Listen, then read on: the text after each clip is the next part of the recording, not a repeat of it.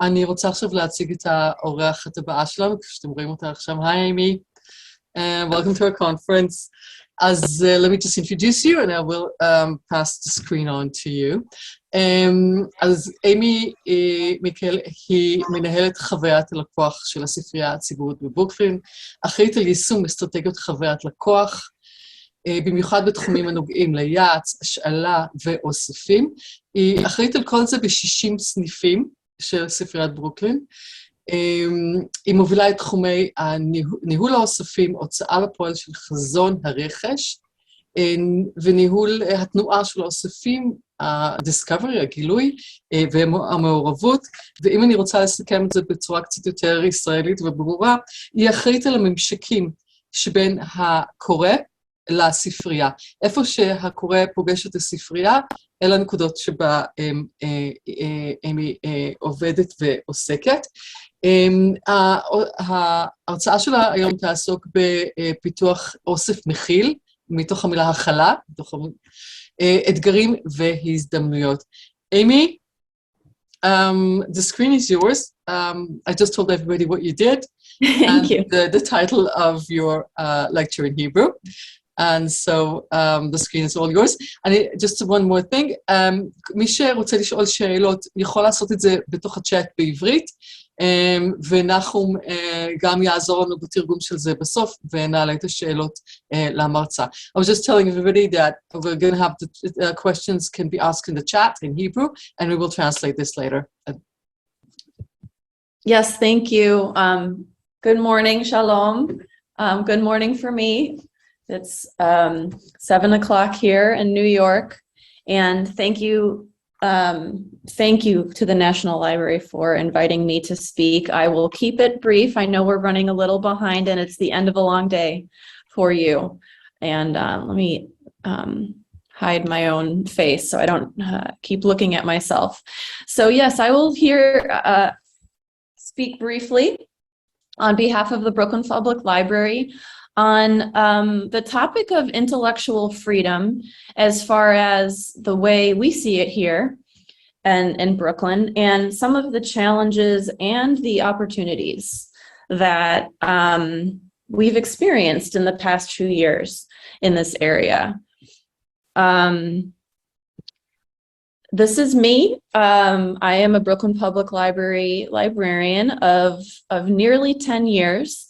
My title, of course, is Director of Customer Experience, and I'm a member of the Public Service Leadership Team at the library, covering a range of departments. And again, this is a brief description of what I do and the leadership that I provide at Brooklyn Public Library. In short, I'm the head of collections for our 60 branch locations, head of circulation, so I oversee and dictate our policies and procedures in regards to card holders and the access and loan rules for circulating materials, and our reference services, in particular our virtual reference services. And if you'd like to learn a little bit more about me and the other members of our team, you can follow that link down there below. This is briefly what I will cover today. Very, very briefly, because this is not the topic of my presentation. I will just touch on what is happening in the United States, what is going on with the bans and challenges, and just a really quick way to make sense of it. And then, of course, because my expertise is in public libraries, I will shift to our library and how this has been impacting us. And then I will share 6 stories, 6 examples of different books that have different challenges for us in regards to the decisions that we felt we needed to make for different reasons and the way we responded to having those books in our collection. So 6 different examples of how this plays out at Brooklyn Public Library. And then in general, as a way of wrapping up, I will share some of the other things that BPL is doing in support of intellectual freedom. In other words, what are we doing as an ongoing effort to provide access for patrons to the materials in our collection. I will then share really neat projects in their own respect I could present on each of these, but I will just share briefly our change the subject cataloging and reclassification work. I know there was a lecture early on on this topic, so maybe this might be familiar to you already.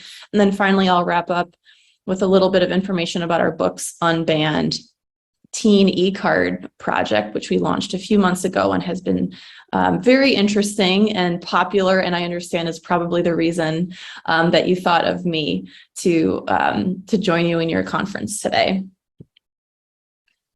So again, very briefly touching on what is going on with bans and challenges in the United States. I like to think of it in a few really big categories. And of course, the press and media and the general population confuses all of these, but they're separate and distinct. So what I mean is there are bans and challenges and conversations happening around number one, what should be in school libraries, of course. Other conversations are happening about what should be assigned reading in school curriculum. And generally, of course, I'm talking about K through 12 in the United States, kindergarten through high school.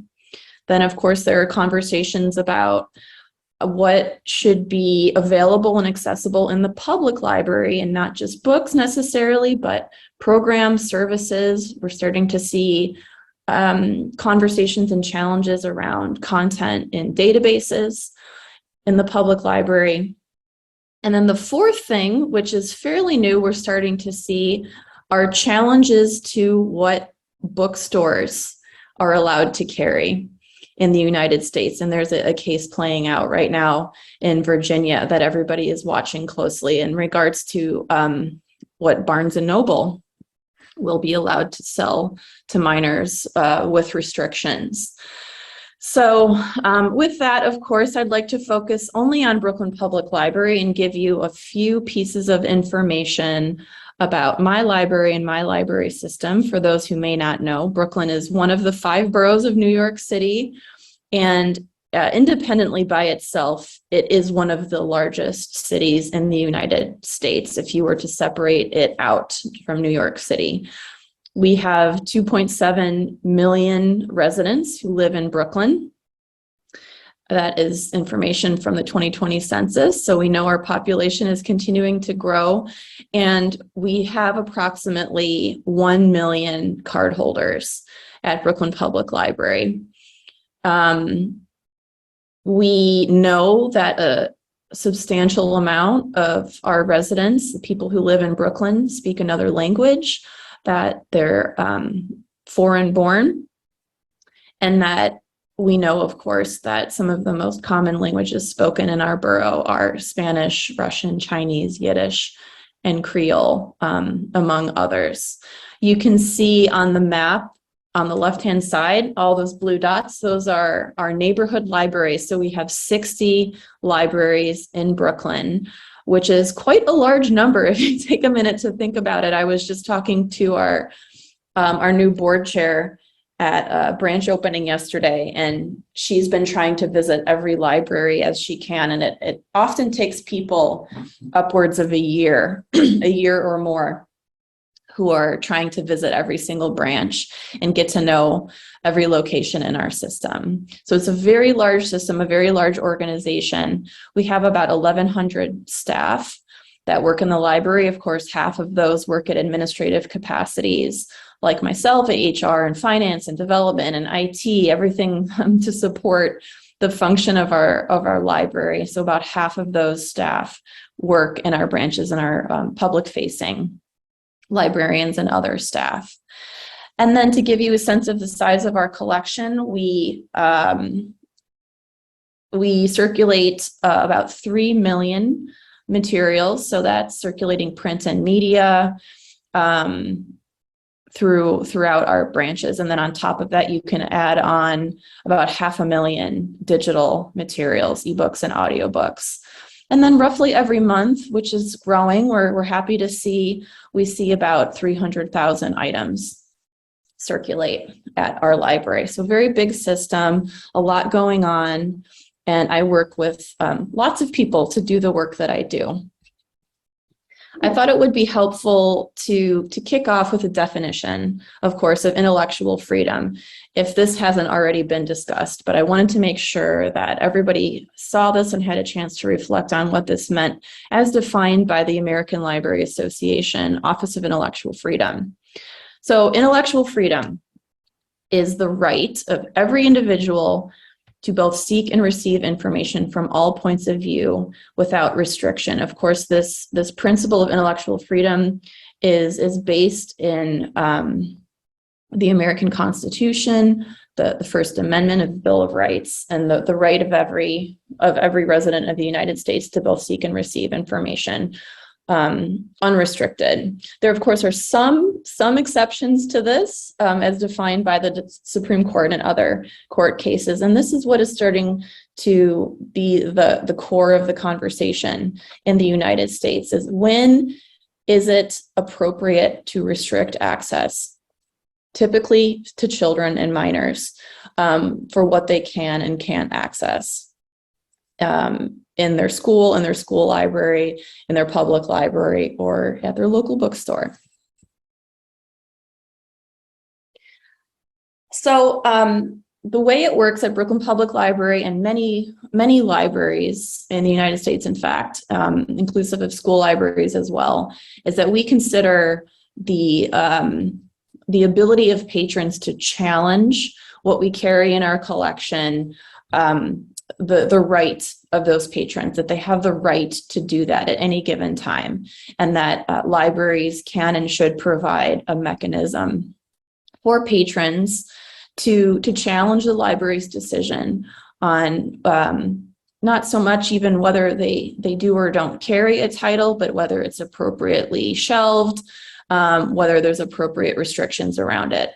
So we don't consider this process as any sort of combative discussion with a patron. It's meant to be very neutral.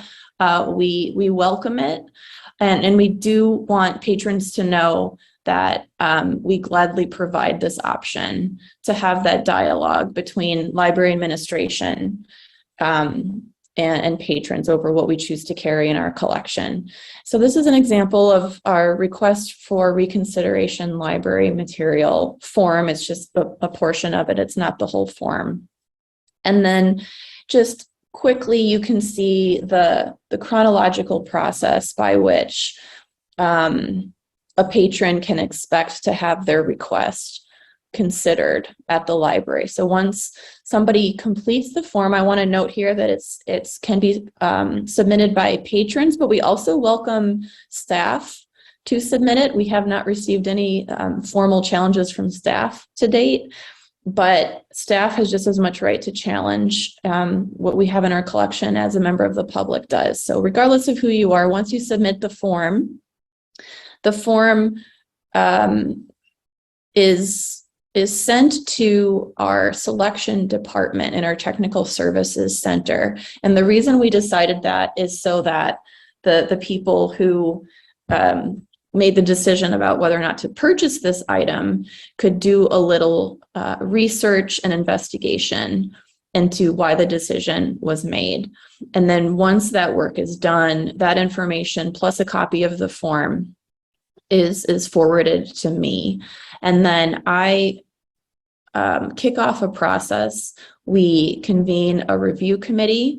We have an intellectual freedom committee as sort of a core group of people. And then depending on the challenge, of course, we might want to grow or adapt the review committee to best authentically review the challenge at hand. It could be a material in another language, or there could be other cultural considerations that we want to make sure that expertise is in the group. So once the committee reviews the material and discusses it and arrives at a decision, we issue that recommendation in writing to our chief librarian. He then considers it along with myself, and we make a final decision. So the recommendation of the committee is simply that, a recommendation that the chief librarian might ultimately make a different final decision about the status of the material. Whatever that decision is, it's issued in writing to the patron, and the patron, of course, has the right to appeal the decision. If you'd like to learn more about our collection development policy and that request for take a look at that form, you can see that here via the link at the bottom of the page.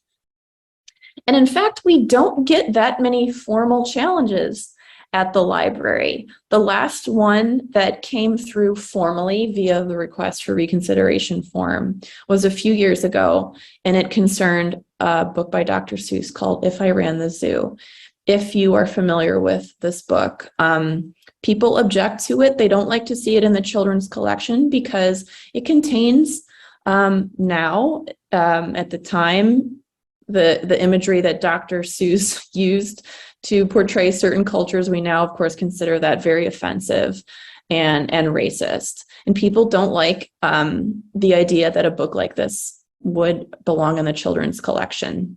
However, after evaluating it, we did feel like removing the title would be akin to censorship. So the decision was made that there would be no change in status and that the book would stay on the shelves. That, of course, happened in 2018, and it was a few years before this title came back into the news as a result of a decision by the Dr. Seuss estate that they would cease publication of this book and 5 other titles. So at the and March is Read Across America Day. It's sort of Dr. Seuss's birthday is on March 2nd. So they timed it very carefully that the announcement was made in March of last year. And this created a big kerfuffle, a lot of news and a lot of attention was on this title at the time. And a lot of libraries were asked what decision they would make as a result of the publication ceasing on these books. So you can see our quote here when we were asked to give a comment about this at the time in March 2020, what the library said. No, we will not remove the book, but we will also take the opportunity to showcase other more inclusive titles and story times and displays, and use this as a conversation for moving forward. You can see a link to that information and other libraries' comments as well in that article. So then that was one example, and then the next 5 examples I will give all relate to what I call patron concerns or expressions of concern. So these are complaints. This is a patron who approaches a staff member or writes to the library, and they don't want to see the title removed necessarily. They just want to express their disappointment and their frustration and their unhappiness with the book. And we get a lot more of these than we do formal complaints, but they're still very interesting intellectual freedom exercises. So I'd like to go through them with you. And what you see on the screen is what I share with staff on a regular basis of how to handle patron concerns when somebody speaks to you at the service desk, or if you're handling a chat or an email or a phone call. These are the steps you should follow before it gets to the formal challenge process, if at all possible. We do want to make sure that our patrons are heard, that they're listened to, and that they feel respected, that this is a valid expression of their right as a Brooklyn Public Library patron.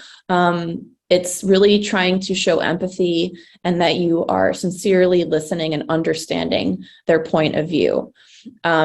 However, in response, we ask staff to tell patrons, let them know that we understand that they might have this point of view of a book in our collection, but that others might not share that point of view. So that, of course, we are a democratic institution. We are a library for everybody. And this is why this book is in our collection. And then perhaps they might appreciate having some help finding something more suitable if they're do not do not want this book in their home, do not want to see this book, then let's leave it for somebody else and we'll help you find something that will satisfy you and make you happy. In some cases, the patron might need to learn or understand how we make those decisions and how those materials wind their way into our collection in the first place, or not even why they're purchased, but why they're shelved in a certain section of the library.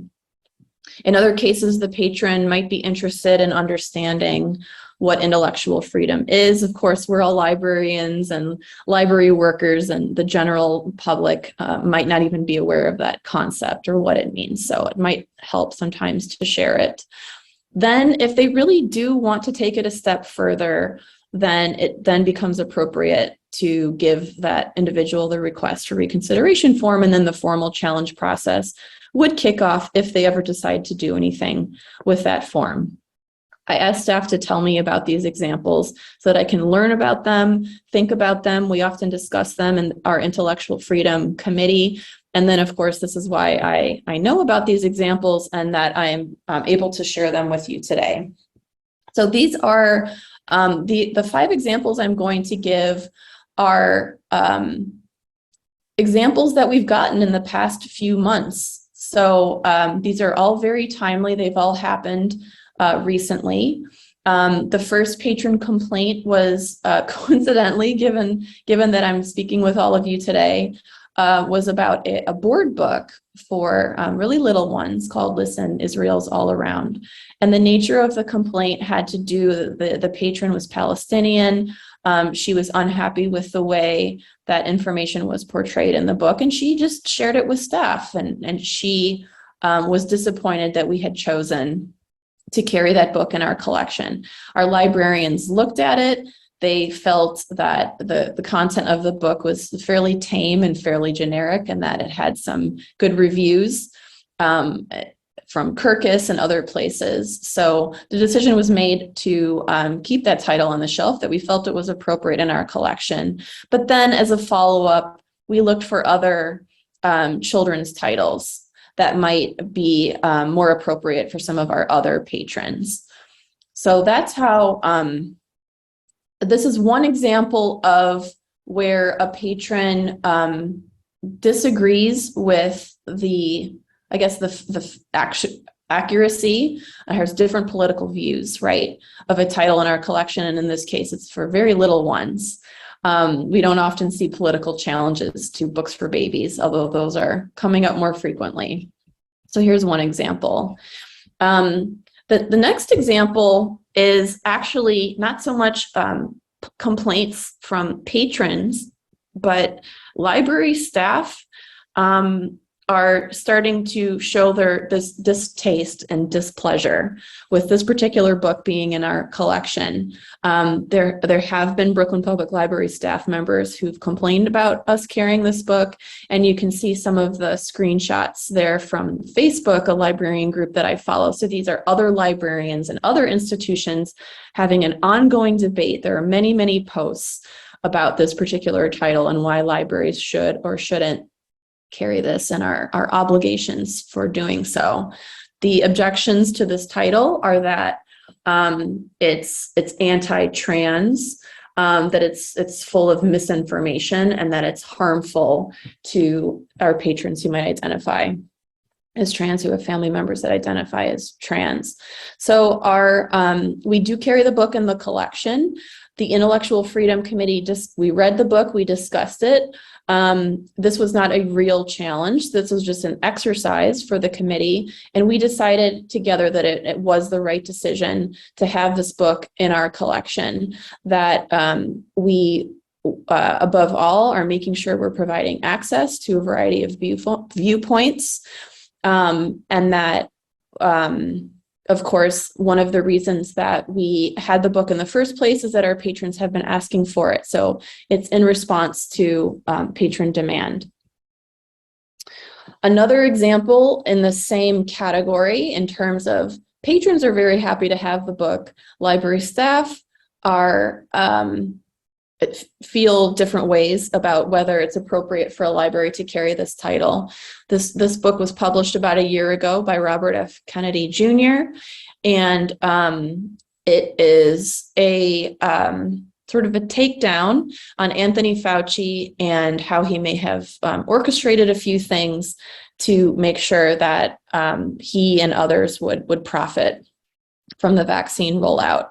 And as you can see again by the screenshots, many library workers and librarians feeling very strongly about whether or not it's appropriate for libraries to carry a title like this. And it raises questions for us about at what point is it the library's responsibility to have verifiable, accurate, and truthful information on our shelves. In what ways is that in contrast with providing access? And of course, the support of the concept of intellectual freedom and giving patrons the right to read and access information from all points of view. So in this case as well, we had already purchased the title. The committee read the book, we discussed it, and we felt, just like with the earlier book, that it was appropriate for us to have this in our collection.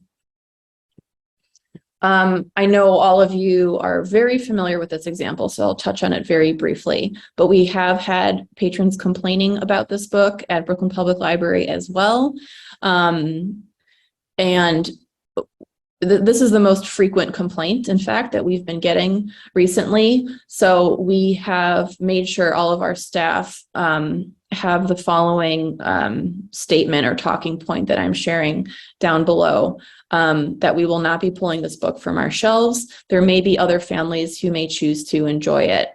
Over time, the book will disappear. The books by this author will disappear from our collection because the publisher has ceased publishing books by this author, and our vendor Judaica no longer sells it. So we won't be purchasing any new books by this author, but we won't be pulling the titles from our shelves either. And finally, this is something that neither patrons nor staff have brought to our attention, but it was an internal decision made lately in our selection department about whether we should repurchase and refresh our copies of the Anarchist Cookbook, which, if you're not familiar, gives very detailed step-by-step instructions with illustrations of how to do several types of things that could be mundane in nature, could feed into the extremist violent culture of violence and white supremacy that we're starting to see a lot more of here in the country. The decision was made to repurchase this book, again, in the principles of intellectual freedom and right to access in our collection. I wanted to try to wrap up Brooklyn Public Library's way of thinking here with a few things that we're doing in support of intellectual freedom. It's not necessarily just about buying materials or not buying materials, but all of these ways I've listed below, I'll run through them briefly, are all in support of what we believe is our duty and our obligation to provide access to a wide variety of materials in our collection. So the first thing that we do, and I mentioned this briefly in previous examples, is we are proactively increasing the diversity and representation of the points of view in our collection, so that what we can start to do, hopefully over time, is allow patrons to see a variety of different ways that topic or that information is represented in the diversity of human thought. And that is democracy. That is what we're here to do, is to support our patrons' exploration and formation of that knowledge and enlightenment. And we're doing that proactively buying materials from a range of point of view.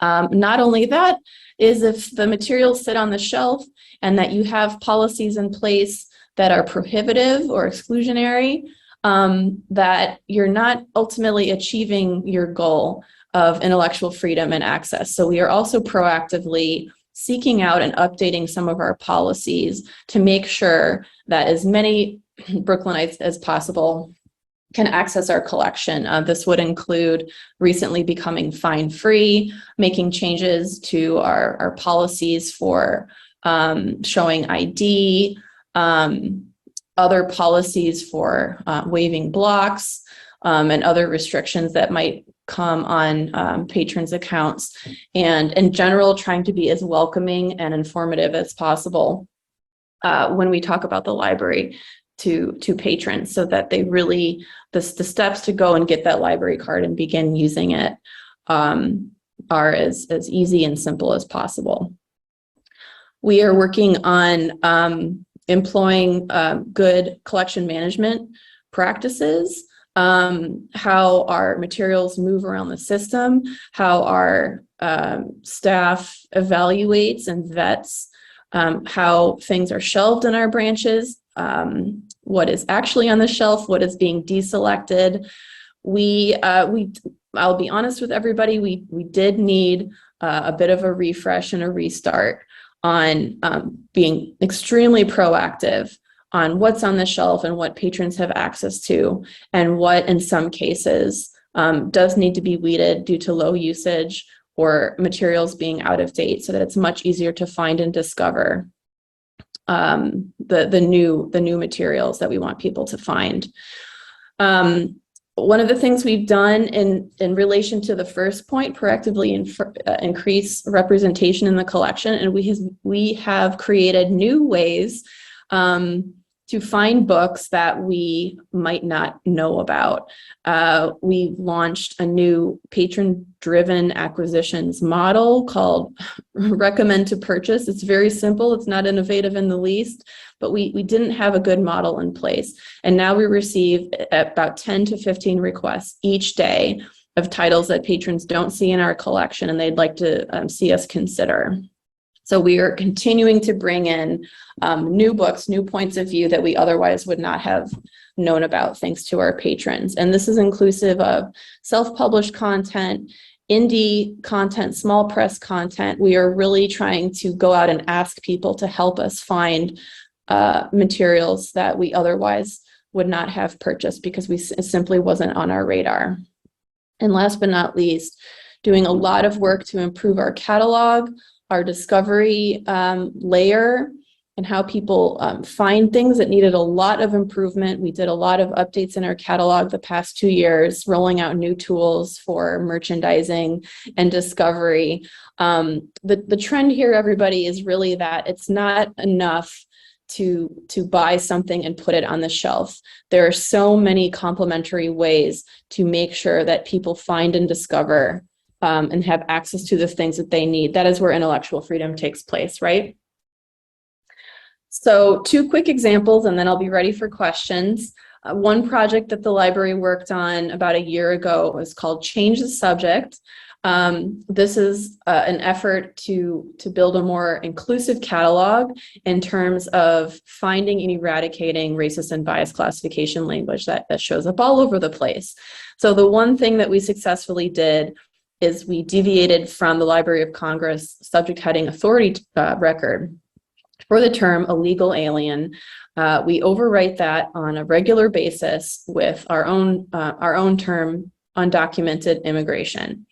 And then as a follow-up, we're running a few audit projects in the catalog right now to evaluate how classification language is used in other areas, including LGBTQ, racism, mental health, and disability. The audit is meant to uncover other terms that we are unhappy with or dissatisfied with at the library, and to discuss our options for either flipping them at the local level or advocating up to the Library of Congress for what we'd like to see done. There's more information about that project and our ongoing work here in the links below. And then last but not least, our Books Unbanned project, which we launched in April a few months ago. And this was in response to essentially the news not dying down. We started to see that this was a concerning trend. It was not going away. There were increasingly more successful efforts across the country to restrict access to young people's access to materials were getting restricted in their school libraries, their public libraries. They're reading material at school. And the library not only wanted to do something about that and make sure these young adults had access to these books, but our larger goal was to make sure that libraries inserted themselves back into the conversation that was happening at the national level around intellectual freedom, that people realize what libraries stand for, what libraries do, and that libraries have the power to shift that tide. So you can see here a few statistics. We have to date issued over 4,000 e-cards to teens across the country, and we've helped teens in every single state at this point.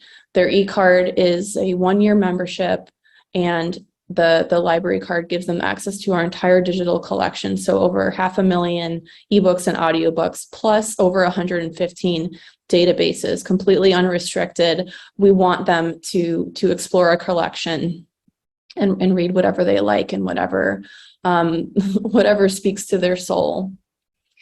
So with that, I wanted to make sure that I touched on a lot of things, but that I kept my time fairly short and that we had a little bit of time for discussion and questions. So thank you again for letting me speak about what the Brooklyn Public Library has been up to. And I'm eager to hear what I can answer from you, what questions you might have. Amy, thank you so much. It was really, really interesting and illuminating. As you can see in the chat, some of the comments are in English, but let me see. I want to take out three major themes from the. First of all, thank you. I haven't had a Brooklyn Reader's Card for 41 years, but I used to. One question is there any statistics of how many books were banned, were pulled from the shelves or added, or any statistics of your decisions? So these are 6 fascinating examples. Yes, thank you. Do you mean statistics just in Brooklyn Public Library or from the Brooklyn system? It very rarely happens.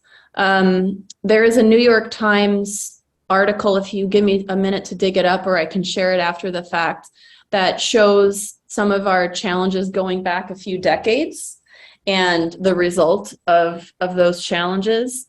But in modern times, the answer is none. No books have been pulled from the shelf at Brooklyn Public Library. Excellent. Thank you. Another question is there any policy of shelving books differently, like putting them in different areas, either out of the way or kept in like some remote stacks for any of these cases where there were problems? Our stance on that has evolved over time. So there was a challenge a few decades ago for a book called Tanta in the Congo. You might be familiar with it. I'll post a chat here. I'm sorry, a link to the Wikipedia in the chat. This book is very similar to the Dr. Seuss example in the sense that it's a book for children and it contains illustrations that now in modern times we find to be offensive. This book was challenged several decades ago, and at the time it was decided by library leadership to remove the book and put it in a restricted area of the library. Later, you see the example with Dr. Seuss come up, almost exactly the same case. Just a minute, Georgie. No, go upstairs and talk to Daddy. Go upstairs, please.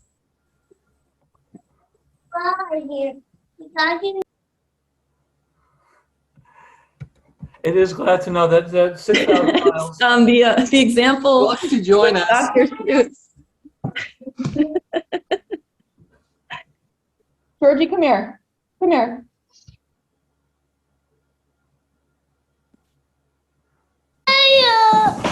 Oh. Okay, sorry I yelled. The example with Dr. Seuss is almost the same example, and we made a different decision. We did not remove it. We did not district it. So our thinking over time has changed, has evolved. We don't think that's an appropriate response anymore, even though we did that in the past. We did make that decision in the past with a similar example. So that doesn't happen anymore, and I wouldn't expect that to happen again. Excellent. Thank you, Georgie, for participating till now. It was excellent. Thank you also for taking the discussion. We had the discussions earlier largely about the gender questions, and you brought in it, bringing it to more of a general discussion about intellectual freedom, which is an excellent addition. So thank you very much. If you have any other additional material, you could send it as links to Dorit, who will share material then with the rest of the group. Eilat? Amy, can you state, is there any biases in databases also? This is something we're not aware of. Well,